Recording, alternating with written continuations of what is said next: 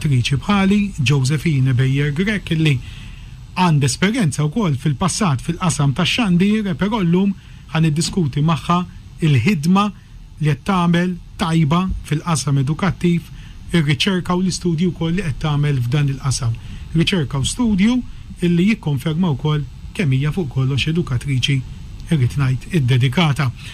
Josephine, ringrazzjak tal-li oġbok tilqa' din l-istedina tiegħi. Mela, grazzi lilek l-ewwel nett u grazzi ta' din l-introduzzjoni. Xej, bil-alkolla u ħaqek. Mela, Josephine, rajna diversi drabi fl-aħħar snin tagħmel riċerka differenti dwar l-tfal kif jitalmu, speċjalment tfal li huma tal-livell post-sekondarju. U s-saħħa mentali, l-saħħa mentali tajba viżavi ta' kemm huwa importanti imbagħad li din taffetwa anke r-riżultati illi jiksbu wkoll it-tfal tagħna f'dak il-livell. U nallaċċew wkoll naqqad ftit mat-tema li kellna l-ġimgħa li għaddiet illi kienet fuq is-solitudni mhux biss tal-istudenti imma anki tal-adulti. Qabel xejn, kif ġiek dan l-interess kollu illi flok tiffoka fuq is-suġġetti tiegħek mhux se jeżbalu ma' xjenza, iffokajt ukoll f'ħaġa oħra li għandha x'taqsam ma' xjenza, però mhux b'mod direttament. Nirringrazzjak. Grazzi ħafna lilek ara, jiena issa ili 25 sena nagħllem, bdejt fis-sekondarja u daw l-aħħar 13-il sena fil-post sekondarja u jiena bdejt nistudja psikoloġija mill-iskola tiegħi. Meta kont nidħol għal-lessons ma' teacher li tgħallem hemmhekk, ġifieri fil-post sekondarja fejn għallem, kien jinteressani ħafna s-suġġett ta' psikoloġija u minn hemmhekk bqajt għaddejja, bdejt imbagħad nagħmel diploma, għamilt fi neuroscience, għamilt fi neuroplasticity u affaxxinani ħafna. Sa dan it-tant kont għamilt masters u dedikajt l-istudju tiegħi fuq xi ħaġa totalment differenti li kienet il-quality assurance fil-post secondary schools. Suġġetti ieħor li hija tal-qalbi ħafna x'inħobb ħafna l-kwalità, però aktar kemm beda jgħaddi żmien l-esperjenza tiegħi taf inti tkun bħala teacher tgħallem madwar iktar minn 100 student differenti kull sena, għandi sena kelli xi 118 differenti pereżempju. Inti matul sena tbini ċertu relazzjoni mal-istudent. Tista' tgħid l-semmija tagħna fejn tgħallem? Hija Giovanni Kurmi Higher Secondary School. Skola l-qalbi ħafna nħobba immens u grazzi tal-li għattatini l-opportunità li nsemmi l-iskola. Dejjem niltaqgħu ma' spektrum varju kbir ħafna ta' karattri. Però kontat ninnota illi għanna mhux aħna biss ġifier bħala skola, bħala żgħażagħ qiegħed iktar kemm jgħaddi żmien, iktar qed niltaqgħu ma' anxiety, l-ansjetà, depressjoni, anka eating disorders u ħafna affarijiet differenti. Issa jiena tant hekk inħobbhom l-istudenti illi xtaqt illi nixxiftja l-istudju tiegħi minn flok bqajt fuq quality assurance dort imbagħad għal well-being tal-istudent. Għaliex nemmen li f'daw l-etajiet 16, 17, 18 sena u ovvjament ġieli jkollna ħafna iktar etajiet ikbar. Nara bħala ħasra illi bniedem f'din l-età li aħna ngħidu meta kelli 18 kont fl-aqwa ta' ħajti. Dawn ta' din l-età ma jarawix hekk, jarawha totalment differenti.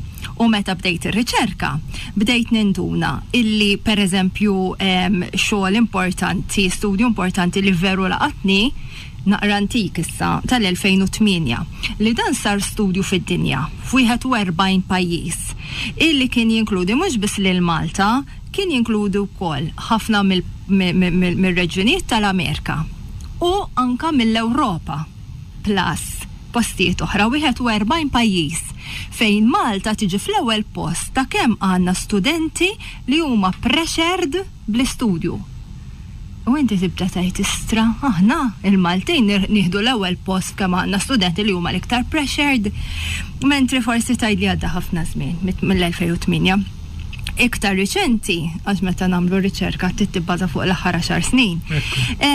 Tħalt naqra bdejt ħafna sorsi jiena nipprova nifoka fuq il-Maltin. Per eżempju, wieħed mid-dokumenti The Maltese Mental Health Strategy 2020-2030.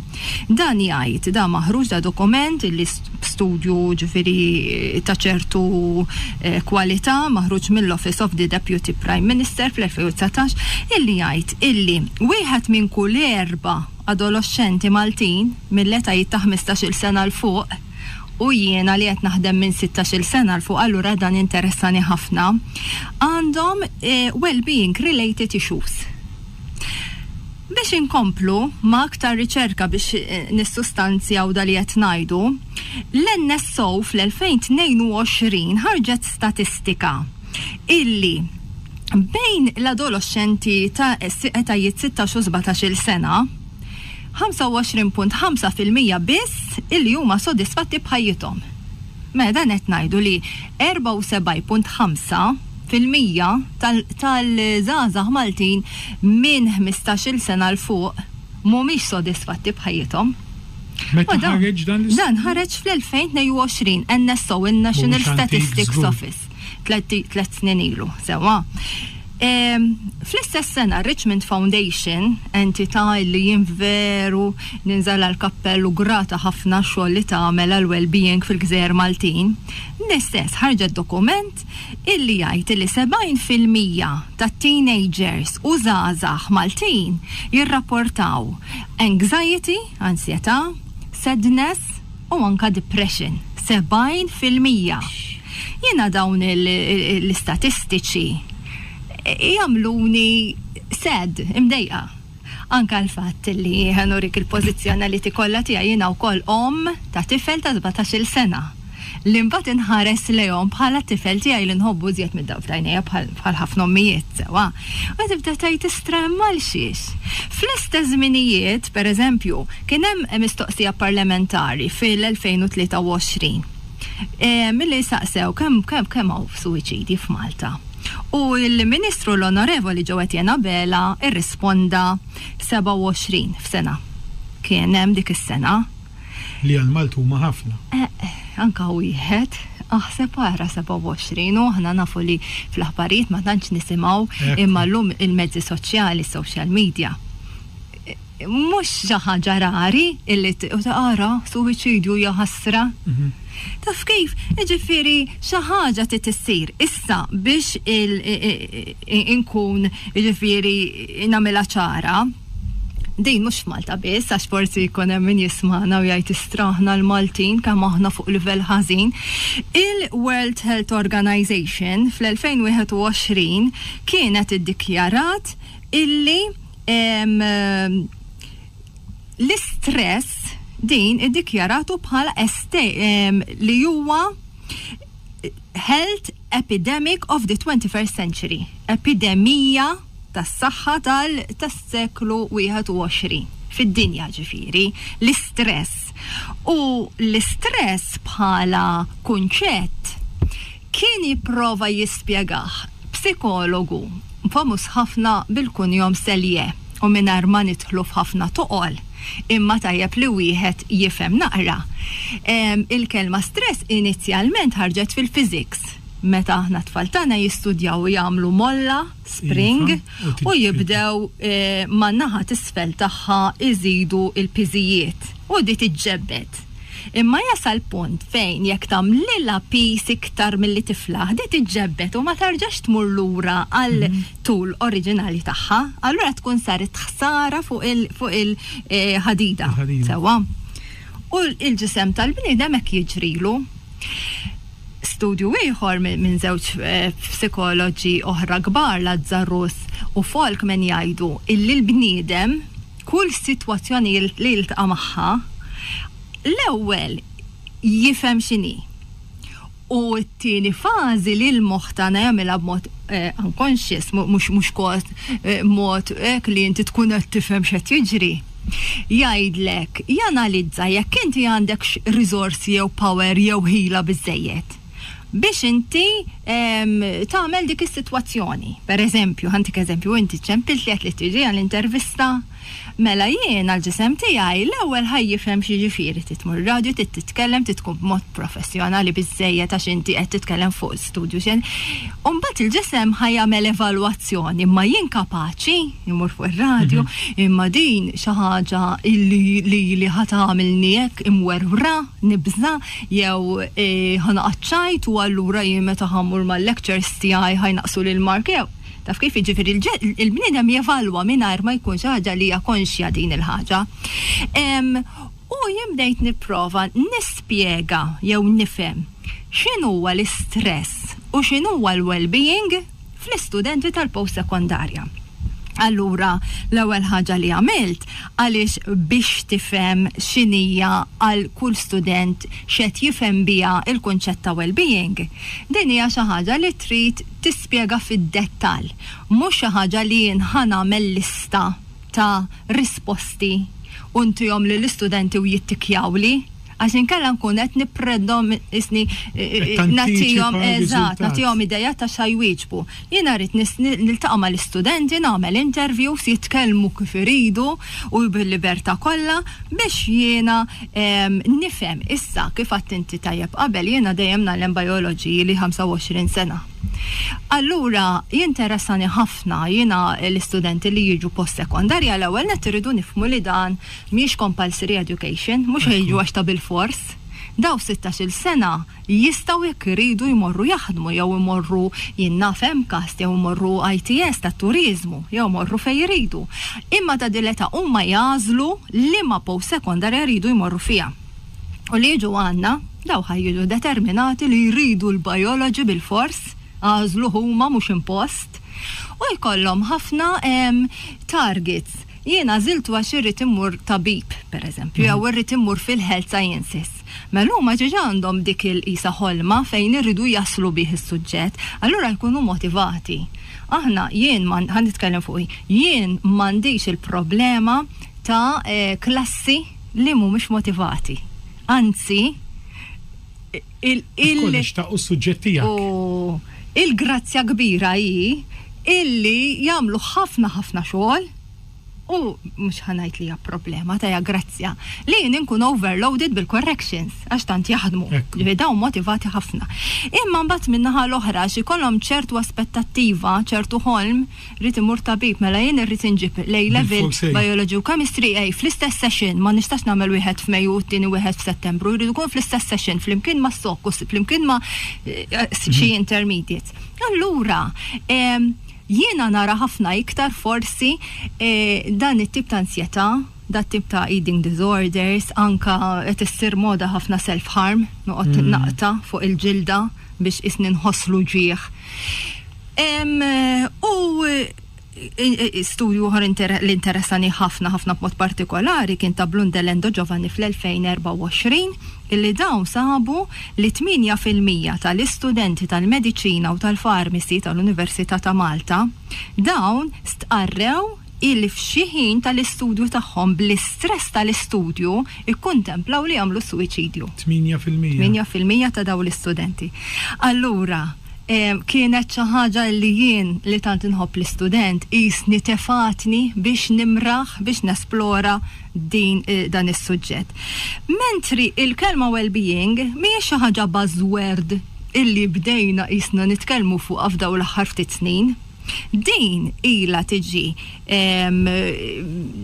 esplorata mill-9200 qabel Kristu. Ara kemm ħafna snin ta'.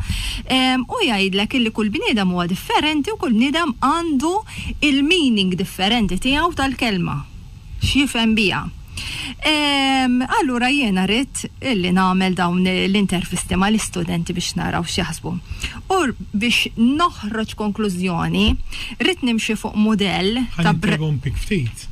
L-intervisti li għamilt mal-istudenti, ovvjament post-sekondari tinsemmu dawk bejn 16 u 18. Ekku. U kienu kollha tal-post fejn taħdem fih tal-post jew inkella ibbażajt fuq postijiet oħra post-sekondari. Tiegħi fuq l-iskola tiegħi. U din il-theoretical framework tajt illi well-being isa siso. isa ċaqlembuta. Li fuq naħa għandek il-positive factors, fatturi pozittivi li ħajamlu kitħossok tajjeb, u fatturi negattivi li nimizzaw li tħossok tajjeb. Semmew il-fatturi negattivi u l-pozittivi b'mod prattiku? Iva. U l-ola waħda, l-ola fattur pozittiv kienet fl-ambjent ta' skola, it-teachers, l-allima, illi jiena ovvjament ħadd kost ħafna għax naf jiena li naħdem f'da settur u nitkellem u niltaqa' ma' teachers il-ħin kollu. Naf kemm hawn Malta teachers iddedikati li ninżalhom il-kappell u nirringrazzjahom minn qalbi għannom tal-istudenti illi. Però mill-jettajtin tu naqbel miegħek aħna li naħdmu f'dan il-qasam kemm jiġi li għandna responsabilta illi ħajja ta' student l-allim das kemm jista' jimpattaħħa u jgħinha mill-lat pożittiv. Jista' jagħmel ukoll ħsara b'mod negattiv u x'hekk. Ekku. Fil-fatt hemm din il-saying sabiħa u żgħira u sempliċi, a teacher can either make you or break you. Ekku. Jina ġieli kunet insuq fil-odon ka fuq dal-istazzjon stess, ġieli smajt il-prezentatur jgħid in-nies jiċemplu jew jibatu messaġġ li mill-iktar teacher li tibqa' tiftakar. U jisemmu n-nies u dik it-teacher għax hekk, imma dak it-teacher għax darba qalli kelma. U tafatni l-baħar. Ġifieri aħna għarax responsabilta għandna tagħmel scholastic year sħiħa titkellem u tagħmel il-pożittiv, xi darba tkun naqra bil-boxla mdawra u tgħid kelma waħda u dik tibqa' tinfluwenza bniedem u kif qed ngħidu ta' dawletajiet tinfluwenzahom għal ħajjithom, bħal meta fl-antik fi żmieni meta konna żgħar ġilli kienu jgħiduk label u inti ħmara jew inti kaboċċa u inti temmina u tibqa' din tinfluwenzak ħajtek kollha. Ġifieri aħna teachers. Min-naħa l-oħra il-negative factors it-top 3, l-iktar 3. L-ewwel li semmew kienet il-workloads. It-tieni waħda deadlines. U t-tielet waħda meta ma jgħadux mill-eżamijiet. U jien dal-istudju dawn il-findings inkwetawn immens. Għax meta mbagħad qed nirrifletti u naħseb, aħna bħala post-sekondarji tista' tkun li ma skola tkun, aħna qed nippreparaw ċittadini illi għada pitada ikunu il-leaders tal-pajjiż, il-CEOs tal-kumpaniji, il-managers, il-headmasters, f'kull settur, anka mara tad-dar għandek il-familja jew raġel tad-dar. U l-workloads u d-deadlines tkun xi tkun dejjem ħajkunu hemm anka mara tad-dar tittaħsel titfarfar tituħu tfal mittel ħaġa aħseb warek tkun xi manager jew xi pożizzjoni għolja. U jien taġka minn kwetajta xatt ma nistgħux biex aħna intejbu l-well-being tal-istudenti innaqsu il-workload u d-deadlines għax inkunu qisna. Li jien niftakar jien meta kelli t-tifel żgħir, mami ma rridx imur skola, u faqalek jibki. Allura ħanajdlu għarrajt ibni tmur skola ħanarak happy. Ma jistax ikun tkun qed tagħmillu inti mhux ġid il-kontra ħsara tkun qed tagħmillu. Allura jiena mbagħad ippruvajt inkompli l-istudju tiegħi fuq dik li ngħidu l-academic resilience. Għax jiena rrid illi jekk qed nipprepara tabib għall-argument tal-kelma. Ftit pressjoni, pressure rrid ikun hemm. Tkun taf inti tħaddem il-moħħ tal mod li jekk imur tax-xogħol l-isptar u għandi 7,000 pazjent u dak miet li jekk u dak għandu kanser u dak inti taqsam qalbek bla ma trid li tkun tabib dedikat.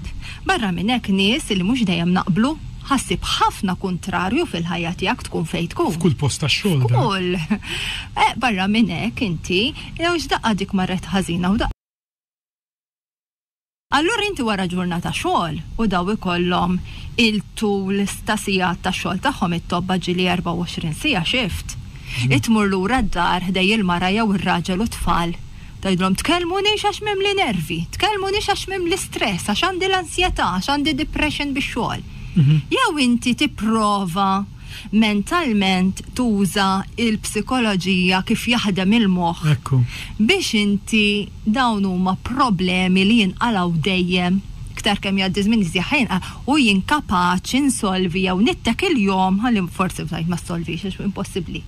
Mod illi inti m'intix sa timpatta kemm jista' jkun il-well-being tiegħek u meta tmur mal-familja jew fis-soċjetà ma timpattax b'mod negattiv u hemmhekk imbagħad bdejt it-tieni fażi tar-riċerka tiegħi. Sa dan it-tant kont qed nippreżenta inti segwini. Daw ir-riċerki tiegħi f'universitajiet, mort University of London, u mbagħad stidnuni Cambridge, u mbagħad kelli stedina Oxford, u qed jintlaqa' tajjeb ix-xogħol għall-inqas nibda ngħid li kieku jaħasra imqar ngħinu student taf kif wieħed aħseb wara ngħinu ħafna iktar studenti. Li għamilna mbagħad ingħaqadna bħala għallima flimkien ma l-istudenti għamilna focus groups biex nanalizzaw x'jista' jsir u x'inhuma l-affarijiet tanġibli li jista' jsir. Aħna nikun fir-riċerka nikdbu ħafna. Kif qed tajt, jiġifieri żewġ punti li semmejt inti jistgħu jiġu forsi infurzati jew tieħu azzjoni l-għalliema jew l-iskola fuq imma t-tielet waħda li hija l-eżamijiet li semmejt. Ma jiddependix minnek imma jiddependi wkoll mill-awtoritajiet. U anka mill-istu għax ħafna jinsiqodu jgħiduli u jiftħuli, ma nistgħux innaħħuhom l-eżamijiet u mbagħad jiena li nagħlem biology u chemistry. Nibda ngħid, jien ħanibgħat tabib fuq il-post tax-xogħol bil-continuous assessment ġal-klassi. U jiena personalment nibqa' ngħid li diffiċli li ssib mod ta' assessjar li bih tista' tilħaq il-kulħadd jekk mhux b'eżami. Id-diffikultà tal-eżami tibqa' li għandu jkun ġust u ma jkollux il-weight kollha 100% fuq. Ġvandu jinstab bilanċ bejn l-eżami u l-assessjar kontinu kif semmejt inti. Però naqbel miegħek ma tistax ċertu suġġetti l-eżami twarbu kompletament? Ara, jien minix qed nispeċjalizza fuq l-assessjar, ġifieri dik ma nixtieq nidħol fuqha, però għamilt naqa' riċerka. Però naħseb għandna esperjenza biżżejjed ta' snin nistgħu nitkellmu. Fuq studenti illi ma jgħaddux mill-A level, pereżempju tal-biology. U allura jiena rrid inkun naf x'inhu l-impatt psikoloġiku tagħhom dawn. U ir-riżultati ħareġ fuq 3 temi. L-emotional reactions tista' tkun għaw studenti li impattom mod intensiv, jibku, ma jkunux iridu joħorġu mill-dar, jifqu jieklu, jifqu jmorru f'avvenimenti, u għaw min joħodha iktar mod moderat. Mela dan jiddependi ħafna l-karattru. Imma mbagħad kif ħanimxi l-qudiem? U sibt illi l-introspective evaluation di xini il-mod ta' kif inti taħseb fuq il-ħsib tiegħek. Metacognition. Fuq dejjem mbagħad qed nispeċjalizza jien. Kif tgħin il-bniedem? Jiġifieri jekk bniedem ikun gwidat ta' kif ħajaħseb ħatejn ħafna fil-well-being minn kull aspett. Qed ngħid minn kull aspett għaliex ħafna drabi li jiġri meta ninkwetaw fuq xi ħaġa u tibqa' tinkwita u tibqa' tinkwita u tibqa' tinkwita, l-inkwiet, l-overthinking, jista' jiġi manifestat f'dawk li ngħidulhom psychosomatic symptoms. Uġigħ ta' żaq, IBS, il-muscles jittensjawlek, uġigħ ta' rasijiet, migraines, mela il-well-being psikoloġiku ħajjeġi manifestat fil-well-being fiziku. Dik li titmur għanti tabib u jtik il-pirmli, u jtik il-mistura, u jtik xaħġa. Ġifiri, il-mindset shift hija xi ħaġa, l-metacognition hija xi ħaġa illi rridu nitalmu għal-ewwel aħna teachers li nilbsu ħafna kpiepel, da ankun qed lecturer, da ankun mami, da ankun pulizija, daqqa psikologu. U daqqa rrid inkun psikologu. Allura jekk jien ikolli l-arfien ta' kif nigwida lill-istudent kif jaħseb, aħna f'dak li ngħidulu counseling qatt ma tista' tagħti soluzzjoni. U għamel hekk, u għax hekk, u ledik mixej, u għax taf sa jiġri. Inti tista' biss mistoqsijiet sempliċi li jkunu gwidati waħda wara l-oħra tgħin lil bniedem jifhem il-mod ta' kif huwa qiegħed jaħseb biex tidderiġih għal dik li ngħidula il-growth mindset. Illi anka inti jekk waħilt hija xi ħaġa normali fil-ħajja. Ħanħarsu lejha bħala opportunità kif ħanitalmu, ħantejbu lil nfusna. Milli jażlu avoidance behavior. Avoidance behavior meta dak li jkun jaqta' qalbu, jew jgħid ma rridx inkun naf, jew jibqalek indifferenti, għax m'għaddix allura m'għaddejtx. Dik hija ħażin ħafna. L-importanti li inti tanalizza u tara fil-mod ta' kif inti qed taħseb biex timxi l qudiem biex dejjem ittejjeb lilek innifsek. U sibna wkoll ħafna li s-sapport tal-familja ħatejn ħafna lill-istudent. Per eżempju, weħilt minn A-level ili nistenna anticipation kbira f'nofs Lulju joħorġu riżultati tal-A-levels u l-intermediate. Iġifieri min jaf kemm tkun qed tibbilja l-anticipation ta' dak li jkun. Mbagħad inti tirċievi l-messaġġ tiftħu u għandek jew sodisfazzjon u tifraħ jew disfatta u jkollok dwejja u affarijiet oħra. Allura, importanti ħafna mhux biss meta inti teħel minn eżami, iżda fanka fil-kunċetti ta' workloads, għandi xi assignments. Ma tistax inti dik tbaxxilek il-well-being tiegħek għax għandek xi assignments, għax illum huma assignments. Għada pitada fuq il-post tax-xogħol ma tafx sassib. U bħalma aħna llum il-ġurnata tfal tagħna, l-adolescenti tagħna jħobbu ħafna jilagħbu fuq il-computer u fuq il-mobile u dawn il-lobs bi grafika eċċezzjonali u ġeneralment ikunu ġlieda ħaniġġielet kontra pereżempju xi karattru minn daw illi nsibu bħat-tifel tiegħi nara t-tifel jien jiġġielet u xi kultant ikun irid jixtri logħba, jien nagħmel analoġija. U din logħba ikollha fama li hija challenging tqila. Sewwa. Imma donnu iktar kemm il-logħba jkollha fama li hija challenging, iktar irid jixtriha. U dan jibda level 1 għax tkun bil-livelli. U level 1 jibda jilagħba u nibda nisimgħu mill-kċina bħal speċi jirrabja u tlift u qatinni. Sewwa. Meta jirnexxielu wara ħafna persistenza u ma jikolx u ma jagħmilx il-homework biex jibqa' jilab u ma jorqodx biex jibqa' jilab, jirnexxielu jirbaħ level 1, ara sodisfazzjon kbir. Illi jaf x'keddaha. Imma jkun 700 sena ħajibda level 2. U biex ma ntawwalx ħafna, aħna din it-tip ta' mentalità rridu fuq in-nies, fuq il-homeworks, fuq id-deadlines, fuq ix-xogħol. Illi jiena naf li huwa challenging imma ħanitħlila bċertu pożittività, positive psychology. Qed għandi dan ix-xogħol, għandi daw il-workload għax jiena kapaċi. Nirringrazzja l-Alla li dħalt post secondary għax għaddejt mill-low levels, mela ħanħares fil-pożittiv. U ħanibqa' niġġieled isni qed niġġieled logħba tal-video games. Josephine, nirringrazzjak, verament intervista interessanti, però nitolbok li nibqgħu f'kuntatt u nkomplu nelaboraw aktar dwar dan is-suġġett importantissimu, interessantissimu wkoll li ddiskutejna llum. Nirringrazzja wkoll lil Joe Fenek li ħarsib il-bilanċ tekniku nkun magħkom bħallum ġimgħa dejjem fl-istess ħin. Insellmilkom.